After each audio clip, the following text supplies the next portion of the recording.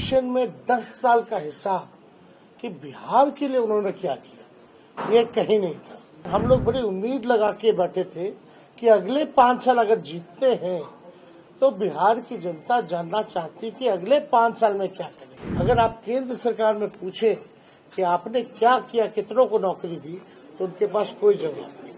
सारे संस्थानों को जो है प्राइवेटाइज कर दिया गया, रेल को बेच दिया गया, सेल को बेच दिया गया, भेल को बेच दिया गया, LIC को बेच दिया गया, पोर्ट एयरपोर्ट सब कुछ जो है बेच दिया गया।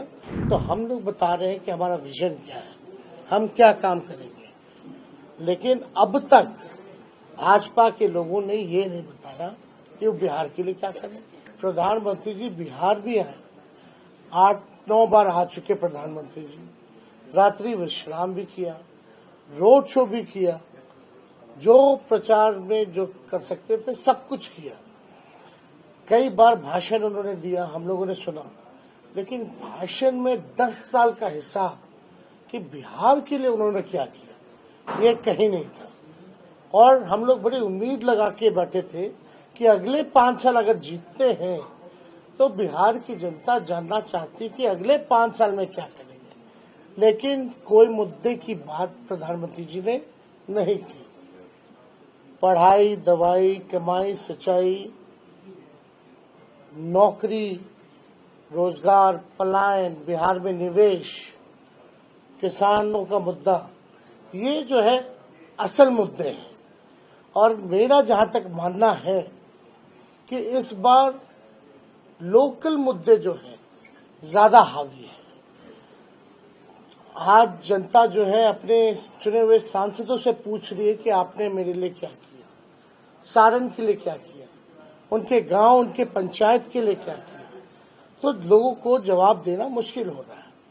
और खास तौर पे यहाँ के जो सांसद हैं, केंद्र में मंत्री भी रहे हैं, हटा भी दिया गया, कारण पता नहीं किस वजह से हटाया गया, लेकिन लोग अब हिसाब मांग रहे हैं कि आपने सारण के लिए क्या किया। 10 साल आपको मौका मिला, 10 साल में आपने सारण के नागरिकों के जीवन में क्या परिवर्तन लाया जो पहले नहीं था। और वो तो खुद ही आजकल मान रहे हैं कि हमको जो है, हम नहीं लड़ रहे हैं, मोदी जी लड़ रहे हैं, यानी खुद को ही जो है असफल घोषित कर दी कि हम असफल सांसद हैं, आप तो भाई मोदी जी को देख के वोट दीजिए। अगर मोदी जी को भी देख के वोट देंगे लोग, तो उन्होंने कौन सा ऐसा बिहार के लिए स्पेशल राज्य का दर्जा दिया जो लोग वोट करेंगे। या पटना यूनिवर्सिटी की मांग रही, अब तक सेंट्रल यूनिवर्सिटी का दर्जा नहीं दिया गया। कौन सा सारण में कारखाना खोला गया, कौन सी गरीबी मिटाई गई, कौन सा, केवल 5 किलो अनाज के अलावा इनके पास बोलने के लिए कुछ नहीं है। और जहां तक पूर्व से ही आपको भी पता है, फूड सिक्योरिटी बिल जो है UPA के समय में आया, और उससे पूर्व में भी लोगों को अनाज मिलता रहा है, किरासन तेल मिलता रहा है, चीनी मिलता रहा है। और ये कहते हैं कि 80 करोड़ लोगों को हम राशन बांट रहे हैं, तो ये गर्व की बात है, ये डिबेटेबल है। 80 करोड़ अगर गरीबों को आप राशन बांट रहे हैं तो यानी गरीबी तो चरम सीमा पर है, ये भी साबित होता है इससे। तो इसमें लोगों का जवाब देना मुश्किल है। देखिए, हम लोगों ने 24 में 24 जन वचन लेकर के आए। खास तौर पे हम लोगों ने जो कमिटमेंट किया था 20 में कि हम आएंगे तो 5-10 लाख लोगों को सरकारी नौकरी देंगे, हम आएंगे तो जितना स्वयं सहायता समूह है उनके मानदेय को बढ़ाएंगे, जो भी हम लोगों ने कहा था कि जाति आधारित गणना कराएंगे, आरक्षण की सीमा बढ़ाएंगे। हम लोगों ने 17 महीने में 5 लाख लोगों को सरकारी नौकरी दिया महागठबंधन की सरकार ने, और 3 लाख नौकरी प्रक्रियाधीन करा के आए। वो कभी भी निकाला जा सकता है, निकलने वाला है, चुनाव आ गया। या आप कह सकते हैं कि अगर चाचा जी पलटी नहीं मारते, बीजेपी के लोग हाईजैक नहीं करते, तो वो भी अब तक आ गया होता। तो हम लोगों ने आईटी पॉलिसी बनाई, टूरिज्म पॉलिसी बनाई, हम लोगों ने आप देखिएगा स्पोर्ट्स पॉलिसी बनाई, मेडल लाओ नौकरी पाओ जैसी योजनाओं की हम लोगों ने शुरुआत की। खिलाड़ियों को भी हम लोगों ने सम्मानित किया नौकरी देकर के। और नीति में है कि कोई भी अगर देश के लिए मेडल लाएगा तो डीएसपी रैंक तक जो है उसको नौकरी मिल सकती है।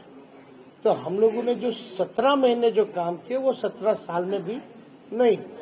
अगर आप केंद्र सरकार में पूछे कि आपने क्या किया, कितनों को नौकरी दी, तो उनके पास कोई जवाब नहीं।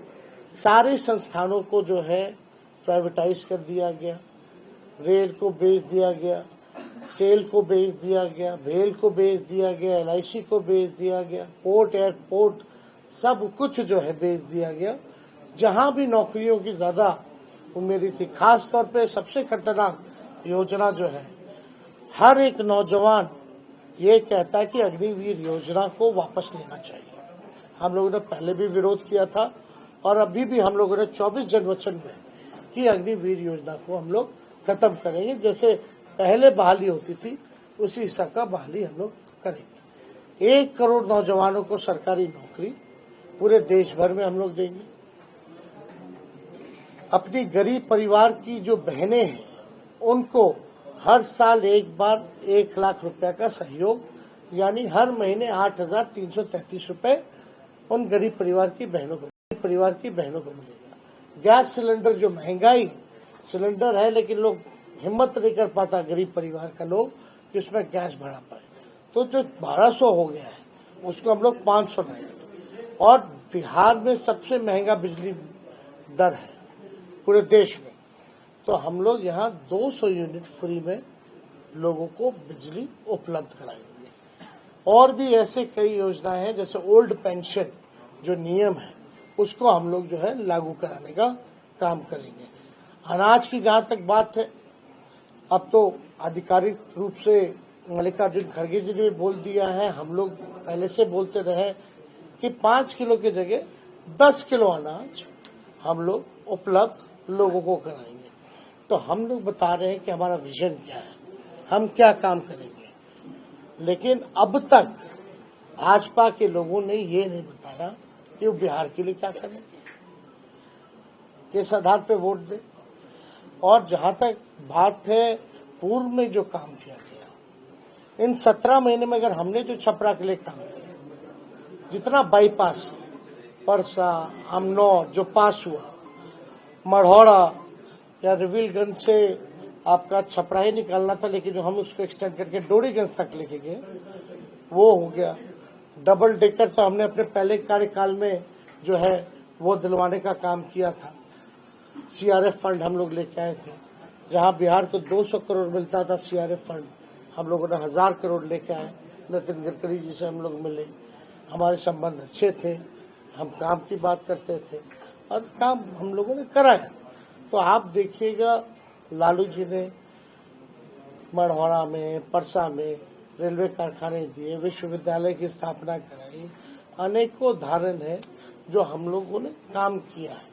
लेकिन एक बड़ा काम अगर मोदी जी द्वारा या यहाँ के सांसद द्वारा अगर किया गया हो तो कहीं कुछ वैसा बड़ा काम नहीं आता। फंड के अलावा तो फंड तो सबका होता है, अब उसमें अलग बात है कितना कर सकता है कोई भी फंड में। लेकिन ये तो मंत्री भी रहे हैं, 10 साल से है, वरिष्ठतम नेता रहे हैं, लगातार यहाँ चुनाव लड़ते रहे हैं। तो हमको जहाँ तक लगता है कि अब सारण की जनता को पूरा मन बना लिया कि सारण में इस बार परिवर्तन होगा। और इस बार मेरी जो बहन जो चुनाव लड़ रही है रोहिणी आचार्य, वो भारी मतों से सारण लोकसभा से चुनाव जीतेगी।